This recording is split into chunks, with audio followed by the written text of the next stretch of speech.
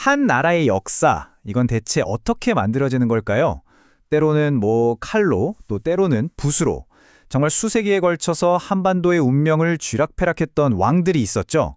자, 이번 시간에는요, 바로 그 역사를 바꾼 왕들의 결정적인 순간들 속으로 한번 들어가 보겠습니다. 자, 그럼 본격적으로 한번 시작해 볼까요? 한 나라의 운명은 과연 어떻게 만들어지는가?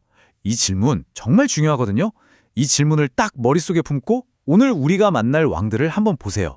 그냥 역사책에 나오는 옛날 사람이 아니라 한 나라 전체를 설계한 건축가로 다시 보게 될 겁니다.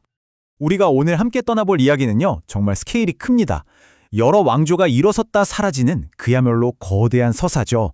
저기 4세기 정말 치열했던 삼국시대에서부터 시작해서요, 통일국가가 등장하고 쭉쭉 가서 저 멀리 조선까지 이 장대한 역사의 흐름, 지금부터 저랑 같이 한번 따라가 보시죠. 자, 첫 번째 장입니다. 바로 경쟁의 시대.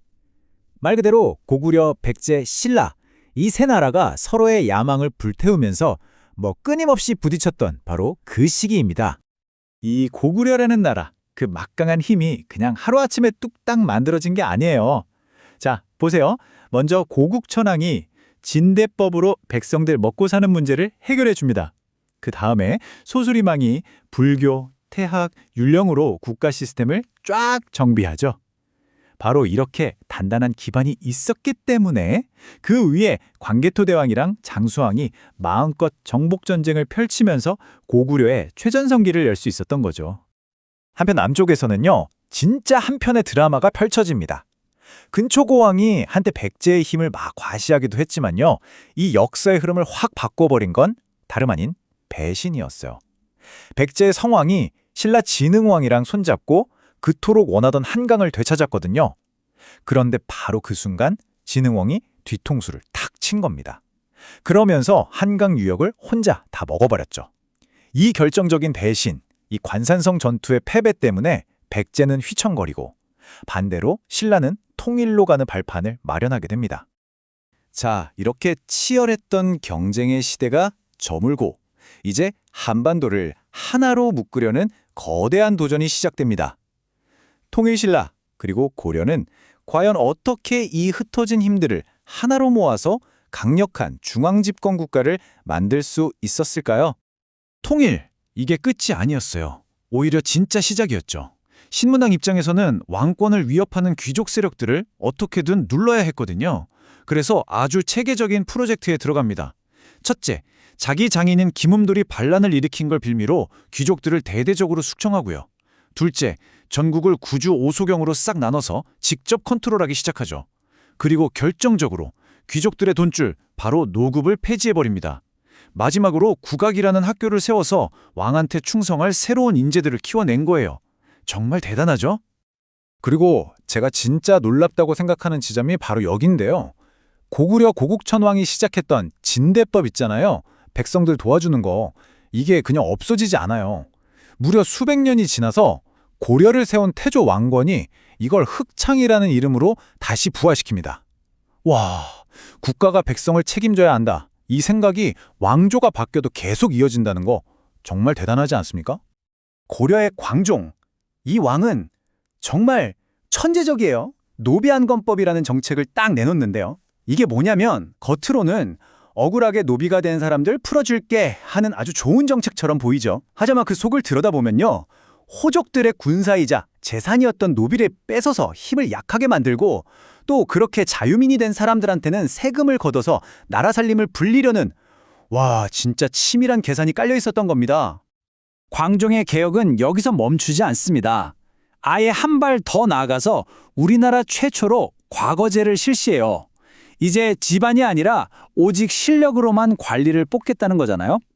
이건 당시 귀족 중심의 사회를 그냥 뿌리부터 뒤흔드는 그야말로 혁명적인 사건이었습니다. 자, 이제 한국 역사에서 가장 길고 또 가장 큰 영향을 미친 왕조죠. 바로 조선으로 넘어가 보겠습니다. 500년이라는 긴 역사를 가능하게 했던 그 건국의 왕들, 지금부터 만나보시죠. 태종과 세종, 이 아버지와 아들은요, 통치 스타일이 정말 극과 극이었습니다.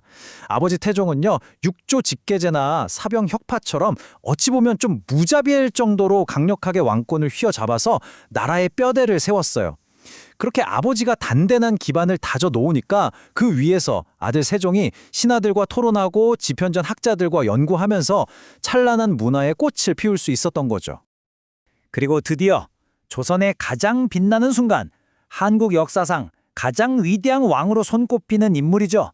바로 세종대왕의 시대가 열립니다. 세종대왕의 업적은요, 진짜 나열하기도 숨이 찰 정도예요. 백성을 위한 문짝 훈민정음, 우리 하늘에 맞는 달력 칠정산, 농사꾼을 위한 지침서 농사직설, 거기다가 뭐 해시계, 물시계, 세계 최초의 치국이까지, 이 모든 게 단 한 사람의 통치 기간에 이루어졌다는 게 여러분 믿어지세요? 정말 놀라운 일입니다. 생각해보면 위대한 왕들 곁에는 항상 최고의 브레인들이 있었어요. 국가가 직접 나서서 학문을 이끄는 이 전통 말이죠. 저 멀리 고구려의 태학에서 시작해서 신라의 국학, 그리고 세종의 지편전, 나중에는 정조의 귀장각까지 이렇게 쭉 이어지면서 나라 발전의 핵심 엔진 역할을 했던 겁니다. 세종대왕이 문화와 과학의 시스템을 만들었다면 그의 손자인 성종은 법으로 나라의 시스템을 완성합니다. 바로 경국대전을 완성해서 반포한 건데요.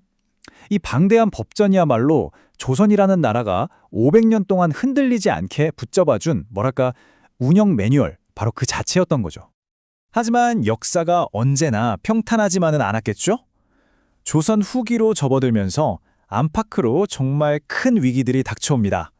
자, 이럴 때 과연 왕의 리더십이라는 유산은 어떻게 새로운 도전에 맞서 싸웠을까요? 이런 위기 속에서도 개혁의 불씨는 쉽게 꺼지지 않았습니다. 광해군은 명나라와 후금, 이 강대국들 사이에서 줄타기를 하면서까지 실리 외교로 나라를 지키려 했고요. 영조는 탕평책으로 지긋지긋한 당파 싸움을 좀 잠재워보려고 정말 애를 썼죠. 그리고 그의 의지를 이어받은 손자 정조는 규장각으로 새로운 인재들을 키우고 수원화성 같은 혁신적인 프로젝트를 추진하면서 조선의 마지막 불꽃을 태웠습니다. 어떠셨나요? 백성을 위한 복지 시스템, 기득권에 맞서는 과감한 개혁, 실력 위주의 인재 등용, 또 예측 불가능한 위기에 대한 대처까지 우리가 오늘 살펴본 왕들의 고민이 놀라울 정도로 지금 우리의 과제와 많이 닮아 있지 않나요? 이 고대의 위대한 국가 설계자들이 남긴 교훈 속에서 과연 우리는 오늘날 리더십에 대한 어떤 힌트를 얻을 수 있을까요? 한 번쯤 생각해보는 것도 좋을 것 같습니다.